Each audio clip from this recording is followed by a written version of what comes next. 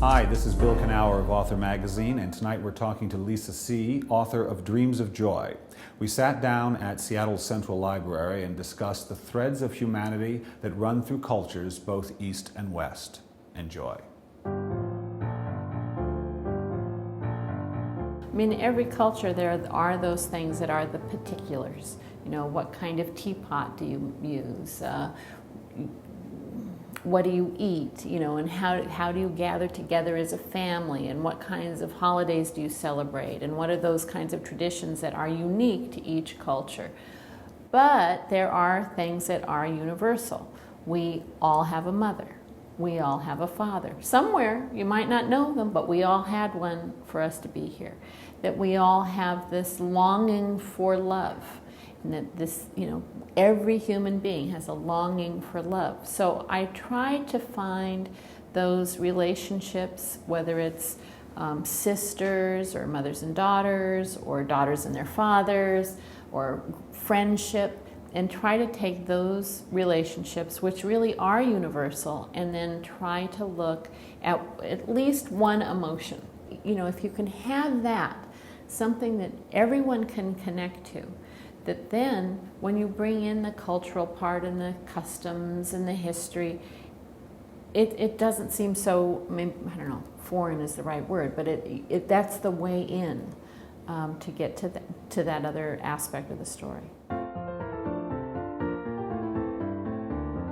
What I'm trying to do is find those moments or those pieces of history that have been lost, forgotten, or deliberately covered up. And a lot of that has to do with women's history. It doesn't matter where in the world it is. And a lot of it is stuff that people just, you know, in a country will say, that didn't happen. So in Dreams of Joy, this takes place, a lot of it during the Great Leap Forward. When I was there interviewing people would say to me, oh, well, you know, what are you working on? And I'd say, well, I'm working on a novel about the Great Leap Forward. And they would say, oh, yes, the 3 years of bad weather.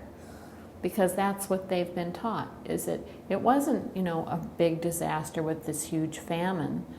They've been taught it was just 3 years of bad weather. So that is literally history that has been lost. Maybe it's not forgotten, but it's deliberately been covered up, what actually happened. And so it's very, you know, quite hard to find those moments. With Snowflower and the Secret Fan, you know, I was writing about something called Nushu. It's a woman's secret writing system that was used in one county in China for 1,000 years, exclusively by women. That they managed to keep it a secret for 1,000 years. The only writing system to have been used in the world by women. And so again, that's something that had always been kept a secret. And then to find that and bring it out and write about it, to me, is fascinating. You know, and I love that idea of finding history that's been lost and looking at it. Just like, let's just bring it out into the light of day and look at it.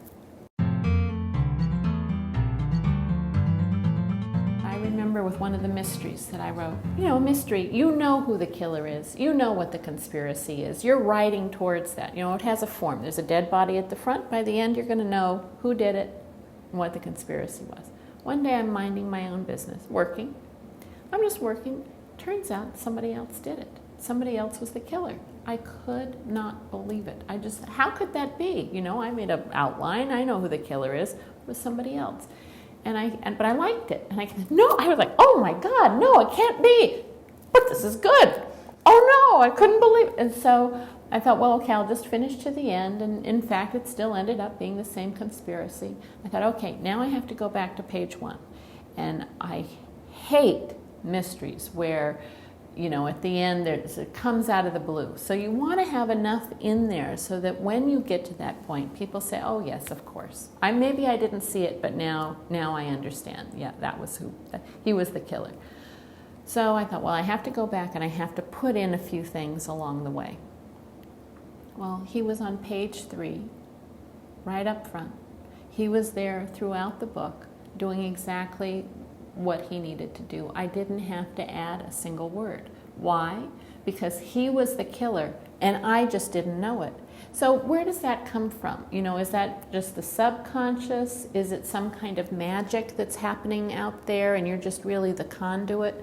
I honestly don't know. But there are these moments when you're writing where even though you've said this is what's going to happen, that the characters actually take over. They really do have a mind of their own, and they're going to do what they want to do even if you don't want them to. They have kind of a fate and a destiny that is beyond the writer.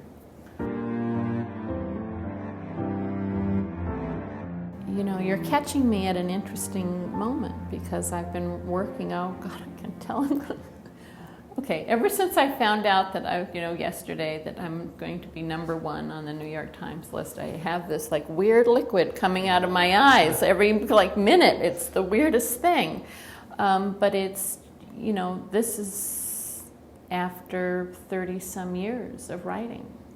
And I never, ever even imagined that would ever happen to me. I never visualized it. It just wasn't even something that I thought, oh, wouldn't that be amazing? It just never occurred to me that could happen. And I think as I've looked at what has sustained me all these years writing is, again, that passion for the work, for whatever it is, whatever the project is, whatever that novel is, or whatever it is, the play, the script, the poem, whatever it is, that I feel such an attachment to it, and such love for it, that has, I don't think about readers. I've never thought about readers. I've only thought about one reader, and that's me. And maybe that's very selfish, I don't know. But I think keeping all of that out and not thinking, oh, one day I could be a big success. I don't think you can become a writer and be happy if that's the goal. It can't be the goal. The goal always has to be, how can I make the best sentence, the best paragraph, the best chapter, the best book?